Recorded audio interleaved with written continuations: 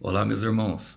A paz do Mestre Jesus esteja com todos vocês. Que Deus abençoe quem me ouve e que o Senhor Deus Todo-Poderoso possa vir falar conosco, sempre por intermédio da sua santa e poderosa palavra. Palavra que é poderosa para redirecionar os nossos passos e nos conduzir em triunfo avante para conquistar a terra que o Senhor nos prometeu. Vamos lá? Vamos colocar, dar mais um passo em direção a essa terra, dar mais um passo em direção à saída do deserto? Quem quer? Bora para cima. Então não para não, irmão, não para não, minha irmã. Por mais difícil que esteja, a misericórdia do Senhor está sobre mim e sobre você. Eu quero declarar. E o texto hoje, para nossa breve reflexão, fala sobre a graça de Deus. Eu quero ler com vocês a epístola de Paulo aos Romanos, capítulo 5, a partir do verso 20 e 21, para aquilo que o Senhor quer falar conosco. Diz assim: a lei foi concedida para que todos percebessem a gravidade do pecado, mas à medida que o pecado aumentou, a graça se tornou ainda maior. Portanto, assim como o pecado reinou sobre todos e levou à morte, agora reina a graça que nos declara justos diante de Deus e resulta na vida eterna, por meio de Jesus Cristo, nosso Senhor. Glória a Deus, irmãos. Essa é aquela palavra aonde abundou o pecado, superabundou a graça. E encontramos justamente uma amplitude muito mais eloquente, muito mais extravagante daquilo que tenta nos parar, vinda de uma ação da parte de Deus para conosco, para que possamos seguir firmes. Paulo está escrevendo aos Romanos, irmãos, justamente para acabar com os falsos mestres, o ensino dos falsos mestres que pregavam a palavra de Deus, que nós éramos justificados por meio das nossas obras. E essa palavra fala bastante a respeito disso e como a graça de Deus atua em nós. E eu quero trazer justamente para a nossa vida. Vamos lá? Começa falando assim, ó: a lei foi concedida para que todos percebessem a gravidade do pecado. E como que nós percebemos a gravidade do pecado, irmão? Basicamente, a lei é um conjunto de regras que determinam a condição de um país. São diretrizes que determinam direitos e deveres. Direitos e deveres, irmão. E toda nação, toda conjunto, toda instituição, elas têm ali o seu próprio regimento interno, se assim nós podemos dizer. Um conjunto de leis, um pequeno conjunto de regras que dirigem os passos daquela comunidade a fim de mostrar uma missão, a fim de mostrar os seus valores éticos e morais diante de uma comunidade, diante de uma sociedade. Fala de valores comuns e coletivos. Então, irmão, o que Paulo está falando? Que a lei foi concedida para que percebêssemos a gravidade do pecado, para trazer percepção. Por quê? Os nossos direitos e deveres mostram quem nós somos. Eu quero repetir.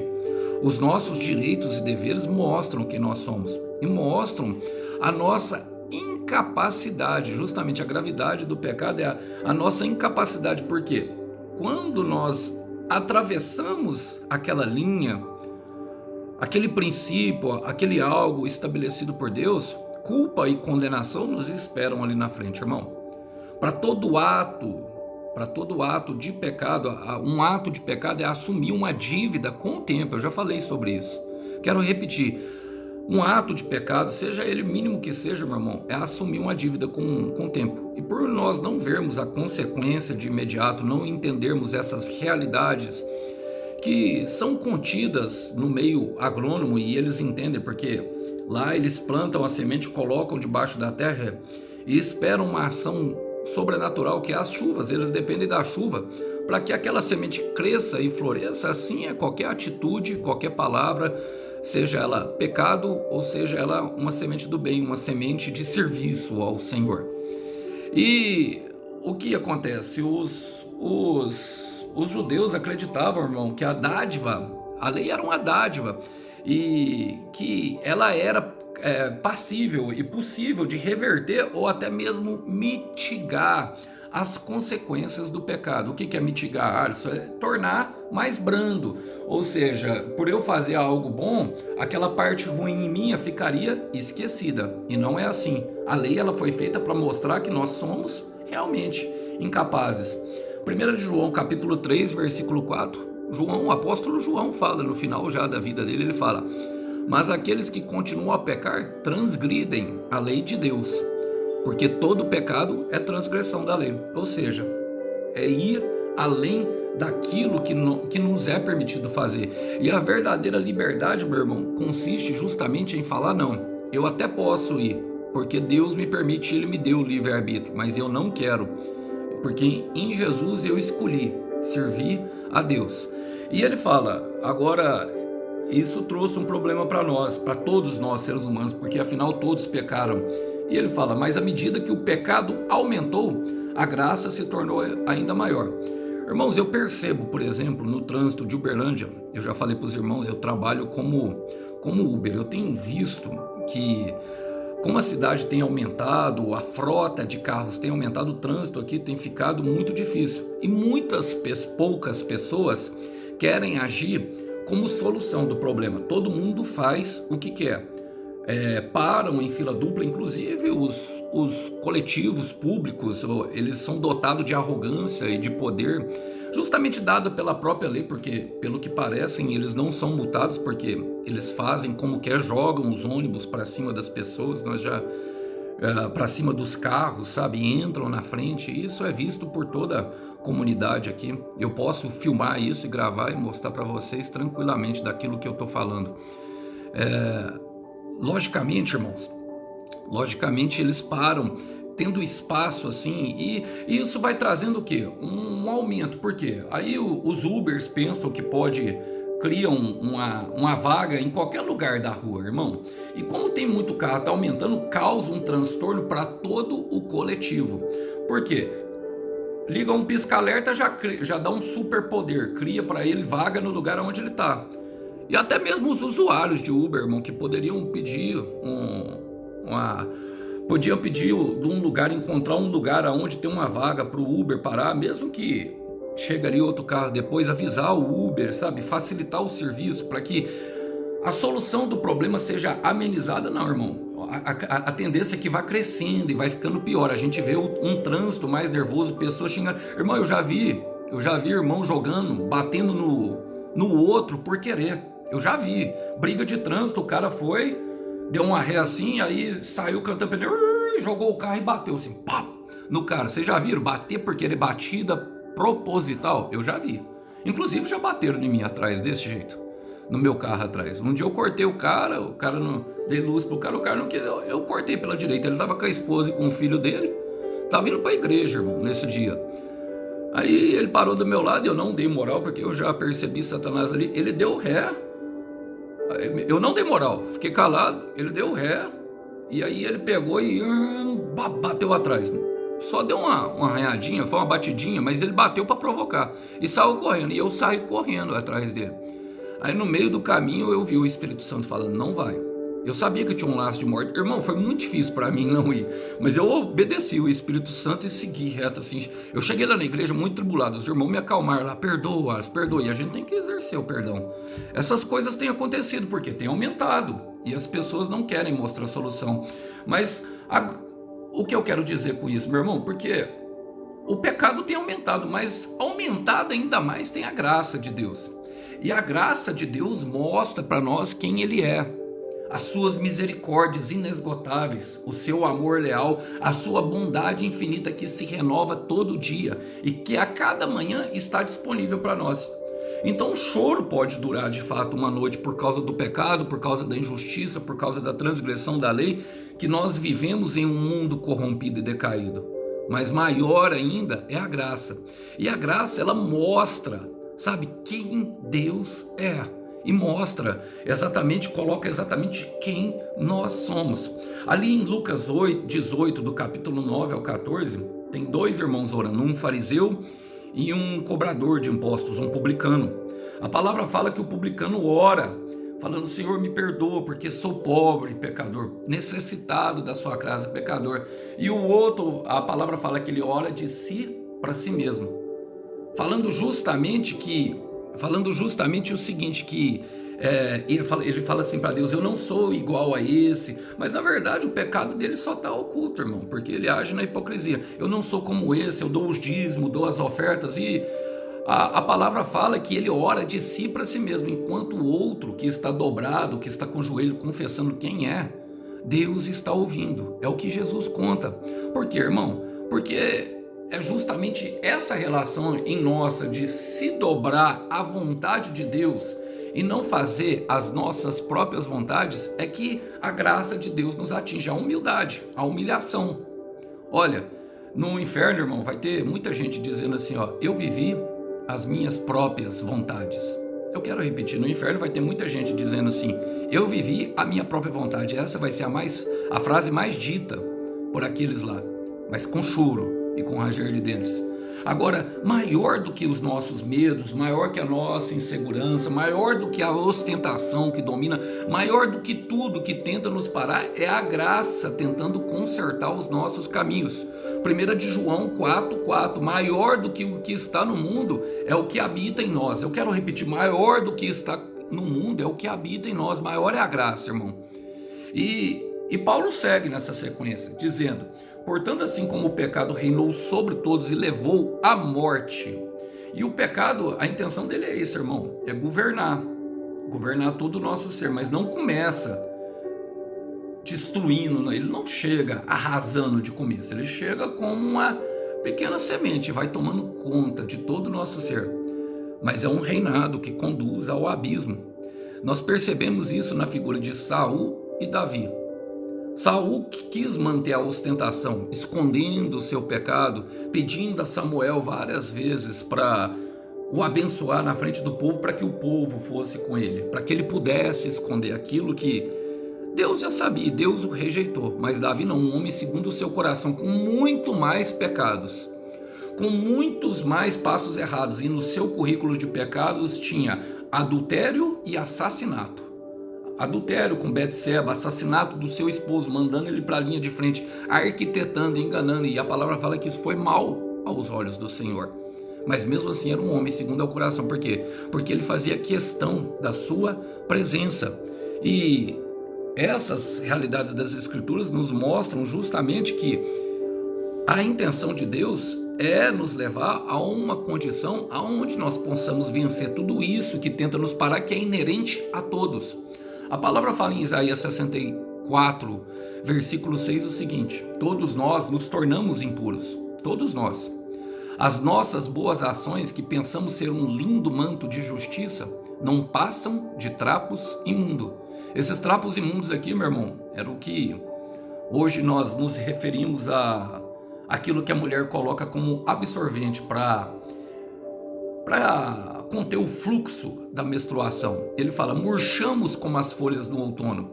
Os nossos pecados nos levam sem destino, como o vento faz com as folhas. Percebe que quem entra nessa situação, assim como o rei Saul entra justamente num lugar sem destino, num lugar de morte, aonde o vento faz o que quer. E aqui o vento está falando justamente não da ação do Espírito Santo, mas da ação do inferno, da ventania que traz para as nossas vidas, e com todo o embaraço que o pecado traz. Agora, nós podemos nos render, irmão, viver uma vida de rendição ao divino, porque ele fala: agora reina a graça que nos deixaria justo diante de Deus. E o que é que nos faz enxergar? O que Deus faz nos enxergar diante dele, que ele nos olhe como justiça? É propriamente o seu filho Jesus Cristo, meu irmão. No coração que a graça governa, que entende que é necessidade, que é pobre, que pratica o anarria, bem-aventurados os pobres de espíritos, Mateus 5,4, porque dele é o reino dos céus. Pratica o anarria, pratica a humilhação, não deixa a ostentação, a soberba, assim, ensoberbecer, a vaidade, não deixa que justamente a arrogância toma conta do coração. No coração que a graça governa, irmão, Deus enxerga um justo. Eu quero repetir, Deus enxerga um justo. Por quê? Irmão, é bem simples isso. Quando nós aceitamos o Senhor Jesus, e aqui que entra toda a questão, nós nos colocamos num processo de santificação. Nós podemos perceber isso quando o Senhor Jesus ora a Deus intercedendo por nós, que somos discípulos de hoje, e os discípulos dele. Ele fala que é para santificação na verdade. Pega João 17, ora e leia aquela oração do Senhor Jesus para você ver. Porque, irmão, daquele momento que nós resolvemos, através da nossa própria decisão, sermos colocados diante da tutela do Senhor, sair da tutela da lei e entrar na tutela do Senhor por meio do Senhor Jesus Cristo, e desse aperfeiçoamento que começou em nossa vida, a palavra fala o seguinte, que é justamente pelo meio do batismo. Ele fala assim, Colossenses 3:3, porque vocês já morreram e agora a sua vida está escondida em Cristo e em Deus. Isso quer dizer que quando Deus olha para nós, ele vê Jesus Cristo, irmão, e vê o aperfeiçoamento por meio do caminho da cruz, a qual nós deliberadamente decidimos caminhar.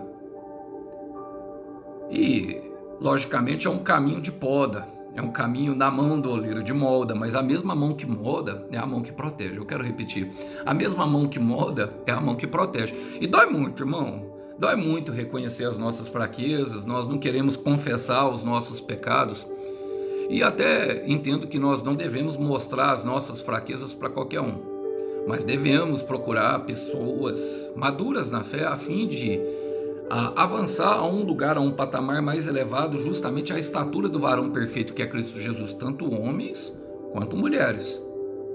Olha, e isso é justamente relatado pelo próprio Senhor Jesus. Estamos escondidos desde que, justos diante de Deus, somos justos diante de Deus desde que nos submetamos a esse processo, irmão. Logicamente é um passo de cada vez, eu sei que cada pessoa tem o seu tempo, mas é chamado para avanço e não para ficar parado. Olha, e essa palavra ela não vem, irmão, como um conforto ao nosso ego pelos nossos pecados, pelo nosso próprio erro. Eu sei que encontramos refúgio nas misericórdias de Deus por causa dos nossos erros. E acredita, irmão, vamos errar muito. Vamos errar muito. Não tenho dúvida disso. Todos nós erramos muito. Mas precisamos combater duramente aquilo que tenta nos parar. Essa disposição é que nos esconde em Deus. Em João capítulo 5, no versículo 24 e 25, palavras do próprio Senhor Jesus diz: eu digo sinceramente a vocês, aquele que ouve a minha palavra e crê que naquele que me enviou tem a vida eterna, e jamais será condenado, mas já passou da morte para a vida. E eu declaro solenemente que está chegando a hora, e de fato já chegou, em que os mortos ouvirão a voz do Filho de Deus, e aqueles que ouvirem viverão. Quem é os mortos, irmão? É os pecadores, aqueles que... Romanos 6:23, o salário do pecado é a morte. Todos nós estávamos mortos por causa dos nossos pecados, por causa da desobediência. Mas podemos justamente encontrar vida, e vida que flui para a eternidade, por meio da graça, por meio da misericórdia de Deus. E por isso ele fala, e resulta na vida eterna, por meio de Cristo Jesus, nosso Senhor. E eu quero fazer uma ressalva aqui. Resulta na vida eterna, tem promessa para ser cumprida nessa vida e na outra vida, porque nós já vivemos eternamente, irmão. Essa vida faz parte da outra. Aqui é o aperfeiçoamento. Lá não terá mais choro nem ranger de dente. Lá o Senhor Deus enxugará do nosso rosto toda lágrima. Ele sabe da dificuldade do processo. E o que Paulo está falando aqui, que é por meio de Jesus Cristo. Não é por meio do pastor, não é por meio da opinião do seu pai e da sua mãe, não é por meio da nossa própria opinião, não é por meio da opinião do seu patrão, não é por meio da opinião ou da lei que o presidente da República sancionou ontem, ou a Câmara dos Vereadores, ou o Senado, não. É por meio de Jesus Cristo.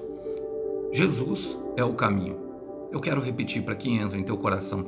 Jesus é o caminho. Agora, eu como Paulo, irmão, quem anda com Deus, e Deus gera alguns convencimentos. Quero declarar sobre a vida de vocês, Filipenses capítulo 1, versículo 6. Estou convencido que aquele que começou a boa obra em sua vida há de completá-la até a vinda de Cristo Jesus. A vinda de Cristo Jesus fala do nosso aperfeiçoamento, a estatura do varão perfeito e os cumprimentos das promessas, aquelas a qual nós temos o sim e o amém para todas as coisas. Mas eu gosto porque Paulo fala, estou convencido, porque quem anda com Deus, irmão, convicções são geradas dentro do seu coração. E a convicção dele era que aquele que é A com A maiúsculo, ou seja, Deus, o Pai. É ele, a obra que ele começou em nós, é ele que é responsável, ele que é responsável por nos levar até o final. E para isso devemos nos subordinar e submeter a ele. Submetam-se a Deus, Tiago 4, versículo 7. Resistam ao diabo e ele fugirá de vós. E ele fala, começou. Então, estamos em obras ainda. Precisamos ter paciência e perseverança e deixar Deus nos reconstruir até o final. Aí ele fala de uma boa obra, irmão. Por mais que para os nossos olhos pareçam ser ruim, porque toda boa obra começa, irmão, justamente com a destruição primeiro. Destruição dos nossos conceitos, derrubação de muros que nós não precisamos, de armações que nós mesmos construímos dentro do nosso coração, para que venhamos nos fortalecer de tudo aquilo que seja mal aos nossos olhos, mas nem todo mal vem para a morte. Eu quero repetir, nem todo mal é para a morte. Então eu estou convencido que aquele que começou a boa obra há de completá-la, e ele vai completar, porque aquilo que o céu começa, o céu termina. Não há um projeto inacabado no céu, e eu e você somos um desses projetos. Então receba essa palavra com muita alegria em teu coração, para que e saiba que Deus está fazendo algo, e esse algo é de avanço. Você viverá algo novo, em nome do Senhor Jesus. Que os irmãos possam ficar com essa palavra, e que Deus abençoe cada um. Até uma próxima. A paz do Mestre esteja com vocês. Tchau, tchau.